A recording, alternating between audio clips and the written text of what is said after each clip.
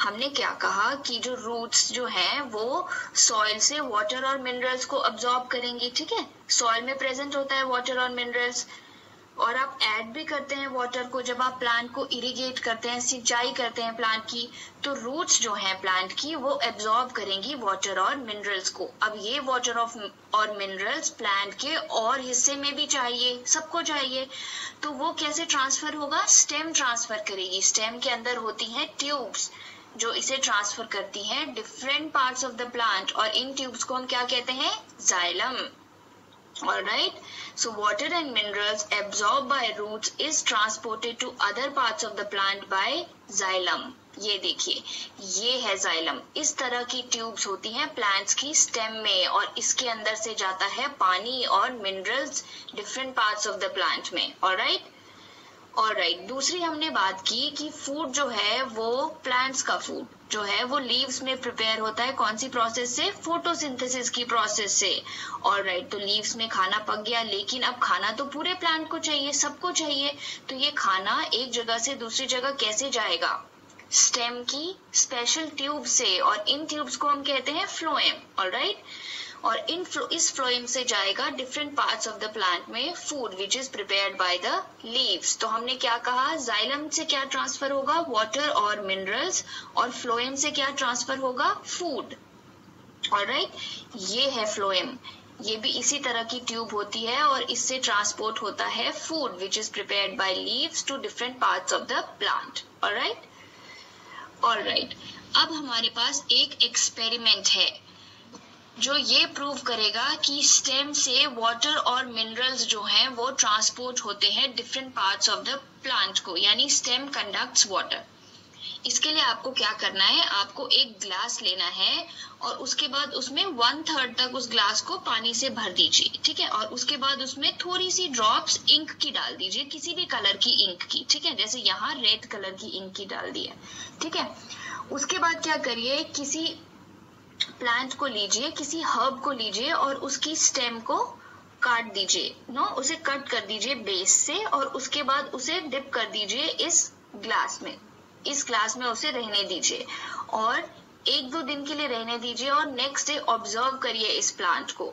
आप ऑब्जर्व करेंगे कि इस प्लांट का जो फ्लावर है ऊपर, उसका कलर चेंज हो जाएगा। जिस कलर की इंक में आपने उस प्लांट को रखा, उस फ्लावर में उसी कलर की इंक आ जाएगी।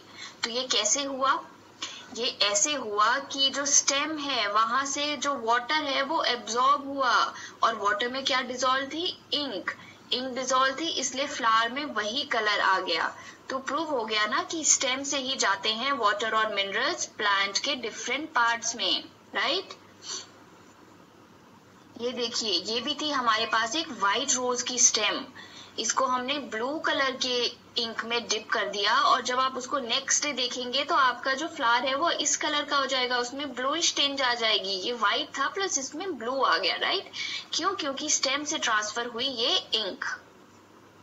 ऑलराइट, तो ये सब था स्टेम के बारे में। अब हम बात करेंगे लीव्स के बारे में। सबसे पहले बात कर लेते हैं लीव्स के डिफरेंट पार्ट्स के बारे में। ऑलराइट, ओके, तो ये जो पूरा broad green part of the leaf है, ठीक है, जिसको आप लीफ कहते हैं, ये जो पूरा हिस्सा है इसे कहते हैं लीफ का लेमिना। ऑलराइट, उसके बाद ये हमारी स्टेम है, ठीक है, यहां से यहां तक, लेकिन लीफ स्टेम तक भी तो अटैच हुई है, ये भी हिस्सा और ये वाला भी। तो इस पार्ट को हम क्या कहते हैं? इसे हम कहते हैं पिटियोल। वो पार्ट ऑफ लीफ जिससे वो अटैच हुई है स्टेम के साथ, ये है हमारा पिटियोल, ये है हमारा पिटियोल, ये है हमारी मेन स्टेम। और जो ये ग्रीन ब्रॉड पार्ट है इसे हम क्या कहेंगे? Leaf lamina. ओके, इसके बाद आपने लीव्स पे इस तरह की जो लाइंस हैं वो भी ऑब्जर्व की होंगी। तो ये क्या है? तो ये जो स्मॉल लाइंस हैं जो लीफ पे प्रेजेंट है उन्हें हम कहते हैं वेन्स, ठीक है। ये जो स्मॉल लाइंस हैं, ये आपको सारी दिख रही हैं, और जो उसमें सबसे बीच में जो ये स्ट्रेट लाइन आपको दिख रही है, वेट अ मिनट, ये वाली जो लाइन आपको दिख रही है बीच में, इस लाइन को हम कहते हैं mid rib. A thick vein in the middle of the leaf is called as midrib. Alright, आप समझ गए midrib और veins क्या है? तो ये जो बीच वाली लाइन है ये हो गई आपकी midrib और जो साइड्स की लाइंस हैं वो हो गई आपकी veins. ठीक है, आगे बढ़ते हैं. तो ये थे हमारे लीव्स के डिफरेंट पार्ट्स. अब आप समझ गए कि ये जो पूरी लीफ है इसको हम कहेंगे लीफ लेमिना. ठीक है, ये बीच वाली जो है इसको हम कहते हैं मिडरिब और जो साइड की वेन्स, जो साइड की लाइंस है उसको हम कहेंगे वेन्स. और ये लीफ जो जिस पार्ट से स्टेम से अटैच हुई है उसे हम कहेंगे पिटियोल. ठीक, ओके. अब जो लीव्स की जो वेन्स हैं उसको हम क्लासिफाई करते हैं दो में. ठीक है, रेटिकुलेट वेनेशन और पैरेलल वेनेशन. वेनेशन क्या है? ये जो वेन्स है लीफ में ये एक पैटर्न तरह का बनाती है, एक पैटर्न बनाती है जिसे हम देखते हैं क्या होता है. ऑलराइट, तो अगर लीव्स में आपने देखा होगा किसी किसी लीव्स में इस तरह का पैटर्न होता है. ठीक है, अगर लीव्स में इस तरह का डिजाइन हो which is net like on both sides of the midrib तो इसे हम कहते हैं रेटिकुलेट वेनेशन. आप ये मिडरिब देख रहे हैं, मिडरिब के दोनों तरफ ऐसे देखिए, मिडरिब के दोनों तरफ इस तरफ भी वेन्स है नेट लाइक और इस तरफ भी है. ठीक है, तो इस तरह की वेनेशन को, इस तरह के पैटर्न को हम कहते हैं रेटिकुलेट वेनेशन. और ये किस किस में होता है? रोज में होता है, पीपल ट्री, मैंगो ट्री, बहुत सारे और एग्जाम्पल्स भी हैं. ठीक है, और कुछ लीव्स ऐसी होती हैं जिसमें आप ऑब्जर्व करेंगे कि उनकी वेन्स ऐसी हैं पैरेलल टू वन अनदर, एक दूसरे के पैरेलल है. ठीक है, जैसे इसमें आप देख सकते हैं इस लीफ में जो वेन्स हैं वो पैरेलल हैं. तो इस तरह की जो पैटर्न है उसको हम बोलते हैं पैरेलल वेनेशन. और ये किस किस में होती है? ग्रास, वीट, मेज, बनाना एटसेट्रा. ऑलराइट, ये देखिए इसमें आप आसानी से समझ पाएंगे कि रेटिकुलेट वेनेशन क्या है. ये रेटिकुलेट वेनेशन है, मिडरिब है और जो वेन्स हैं वो दोनों तरफ ऐसे नेट लाइक पैटर्न बना रही हैं. इसमें भी मोस्टली आपने ऐसी ही लीव्स देखी होंगी, राइट. और पैरेलल वेनेशन कैसी है? ऐसी आप देख सकते हैं इसमें जो है वेन्स जो है वो पैरेलल है एक दूसरे के, सीधी सीधी लाइंस हैं इस तरह से वर्टिकल. और इस वाले में ये बनाना प्लांट की लीफ है, इस वाले में इस तरह से, इसमें भी पैरेलल वेन्स है, हॉरिजॉन्टल है पर ऐसे ऐसे स्ट्रेट लाइन में, राइट. तो ये है पैरेलल वेनेशन और ये थी हमारी रेटिकुलेट वेनेशन. ऑलराइट, आगे बढ़ते हैं. अब बात करते हैं फंक्शंस ऑफ लीव्स की, कि लीव्स के क्या फंक्शंस हैं. तो जो हमारी लीफ होती है उसके दो इंपॉर्टेंट फंक्शंस हैं, फोटोसिंथेसिस और ट्रांसपिरेशन. फोटोसिंथेसिस आप सबको पता है, फोटोसिंथेसिस वो प्रोसेस जिसमें ग्रीन लीफ जो है वो प्लांट का फूड बनाती हैं कार्बन डाइऑक्साइड, वाटर और मिनरल्स की मदद से in the presence of sunlight. तो ये होती है फोटोसिंथेसिस की प्रोसेस. लीव्स जो है वो प्लांट का खाना बनाती हैं. ठीक है, ट्रांसपिरेशन क्या है? हम सबको पता है कि रूट्स एब्जॉर्ब करती हैं water and minerals from soil. अब इसमें से कुछ वाटर जो है वो यूज हो जाएगा प्लांट का फूड बनाने के लिए फोटोसिंथेसिस की प्रोसेस में, राइट. जो एक्सेस वाटर बच जाएगा उसका प्लांट क्या करेगी? आपकी बॉडी में भी जो एक्सेस वाटर होता है उसे आप निकाल देते हैं ना, यूरिनेट कर देते हैं, आप टॉयलेट जाते हैं and you remove the excess water from your body, right. इसी तरह से प्लांट्स भी जो है वो एक्सेस वाटर को निकाल देते हैं. कैसे निकाल देते हैं? लीव्स के through, in the form of vapour. और इस प्रोसेस को हम कहते हैं ट्रांसपिरेशन. लीव से छोटे छोटे छोटे वेपर्स बनके जो वाटर है वो बाहर निकल जाता है, एक्सेस वाटर. तो ये है लीव्स के दो important function, photosynthesis and transpiration. Alright, तो हमने कहा कि प्लांट्स जो हैं वो अपना फूड जो है वो लीव्स में प्रिपेयर करते हैं फोटोसिंथेसिस की मदद से. ठीक है, फोटोसिंथेसिस क्या हुई? प्लांट्स जो है कार्बन डाइऑक्साइड जो हमारी एयर में प्रेजेंट होती है, एयर में हमारी कार्बन डाइऑक्साइड गैस है, उसको यूज करते हैं, वाटर और मिनरल्स को यूज करते हैं. और कहाँ से लेते हैं? सॉइल से, राइट. और सनलाइट की प्रेजेंस में और क्लोरोफिल पिगमेंट जो हमारी लीव्स में प्रेजेंट होता है उसकी मदद से बनाते हैं अपना खाना यानी कि कार्बोहाइड्रेट्स और रिलीज करते हैं ऑक्सीजन गैस.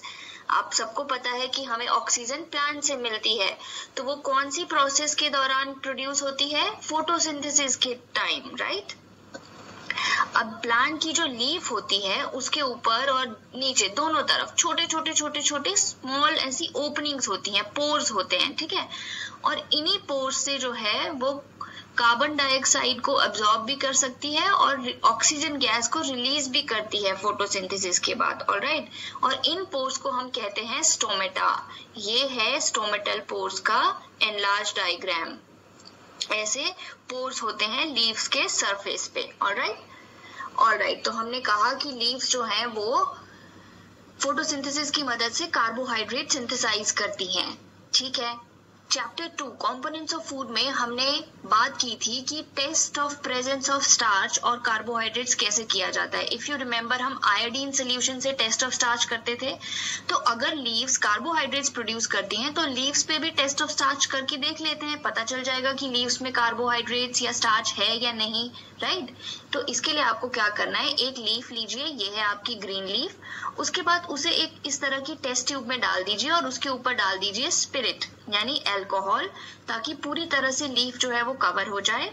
और उसके बाद उस टेस्ट ट्यूब को एक बीकर में डालिए जिसमें ऑलरेडी पानी था और उस बीकर को हीट कीजिए। ऑलराइट, तो हम ये सब क्यों कर रहे हैं?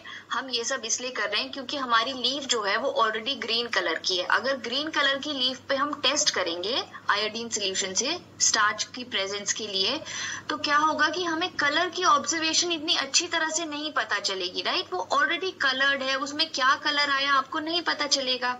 तो हम क्या कर रहे हैं, पहले हम अपनी ग्रीन कलर की लीफ को कलरलेस करना चाहते हैं। तो जो ग्रीन कलर जो है वो होता है क्लोरोफिल पिगमेंट की वजह से। तो जब हम इसको अल्कोहल में डिप करेंगे और उसके बाद उस टेस्ट ट्यूब को पानी में रखेंगे और हीट करेंगे, तो इससे क्या होगा, हमारे जो जितना भी ग्रीन कलर है वो उस टेस्ट ट्यूब में आ जाएगा। हमारी लीफ जो है वो कलरलेस हो जाएगी। जब हमारी लीफ कलरलेस हो जाएगी, उसमें से सारा कलर हट जाएगा, तब हम उस पर आयोडीन सोल्यूशन डाल के देखेंगे और देखेंगे उसमें क्या कलर आता है। तो ये सब करने के बाद जब आपकी लीफ कलरलेस हो गई, उसे वॉश करिए और उसके बाद उसमें आयोडीन सोल्यूशन डालिए। यहाँ नोटिस कीजिए क्या हुआ, आपकी लीफ जो है वो ब्लू ब्लैक कलर की हो जाएगी, यानी आपकी लीफ में क्या है, स्टार्च प्रेजेंट है, कार्बोहाइड्रेट्स प्रेजेंट है। तो ये तो प्रूफ हो गया। ऑलराइट, पर अब आप ये कह सकते हैं कि इससे ये तो प्रूफ नहीं होता कि लीव्स ने ही ये खाना बनाया हो। तो हो सकता है कि ये जो फूड है वो किसी और पार्ट ऑफ द प्लांट में बना हो और लीव्स तक ट्रांसपोर्ट किया गया हो। तो चलिए इसको भी प्रूव कर लेते हैं कि फूड जो है वो लीव्स में ही बनता है। ठीक है, अभी हमने टेस्ट किया कि लीव्स में कार्बोहाइड्रेट्स प्रेजेंट होते हैं, लीव्स में स्टार्च प्रेजेंट होता है। तो इसके लिए आपको एक और एक्सपेरिमेंट करना है। आपको एक प्लांट लीजिए और उसको 2-3 दिन तक डार्क रूम में रखिए जहां लाइट ना हो। उससे क्या होगा, हमने कहा था कि सनलाइट की प्रेजेंस में ही फोटोसिंथेसिस होती है, प्लांट्स अपना खाना बना पाते हैं। तो 1-2 दिन तक ये प्लांट जब डार्क लाइट में रहेगा तो ये फोटोसिंथेसिस से अपना खाना नहीं बना पाएगा। लेकिन जो इसमें ऑलरेडी स्टोर्ड फूड है, जो प्लांट का स्टोर्ड फूड है, जो उसने स्टोर करके रखा है, वो 1-2 दिन तक उसे ही कंज्यूम कर लेगा। राइट, तो जितना भी स्टोर्ड फूड था या जितना भी कार्बोहाइड्रेट्स था वो अब कंज्यूम हो चुका है। उसके बाद आप क्या करिए, इस प्लांट को सनलाइट में रखिए और प्लांट की लीफ का एक हिस्सा को आप कवर कर दीजिए किसी ब्लैक पेपर से, टेप से। ऐसे हमने कवर कर दिया और प्लांट को रख दिया धूप में। अब उसके बाद इस लीफ में हम टेस्ट करेंगे, आयोडीन टेस्ट करेंगे for the presence of starch. आप क्या नोटिस करेंगे कि जितना भी हिस्सा प्लांट का सनलाइट के कांटेक्ट में आया यानी कवर्ड नहीं था, इनमें से किसी भी लीफ का आप टेस्ट करेंगे तो वो जो है वो ब्लू ब्लैक कलर की हो जाएगी। राइट, यानी इंडिकेट करेंगे कि उनमें स्टार्च प्रेजेंट है। ठीक है, उन्होंने सनलाइट की मदद से फोटोसिंथेसिस की। लेकिन जो ये वाला हिस्सा था जिसको हमने कवर कर दिया, जिस तक सनलाइट नहीं पहुंच पाई, वो ब्लू ब्लैक नहीं होगा, वो ग्रीन का ग्रीन ही रहेगा जब हम उस पे आयोडीन टेस्ट करेंगे। क्यों? क्योंकि सनलाइट उस तक पहुंची ही नहीं, उसमें फोटोसिंथेसिस हुई ही नहीं। ऑलराइट, तो इससे ये भी प्रूव हो गया कि लीफ जो है वो फोटोसिंथेसिस करती हैं सनलाइट की प्रेजेंस में। ऑलराइट।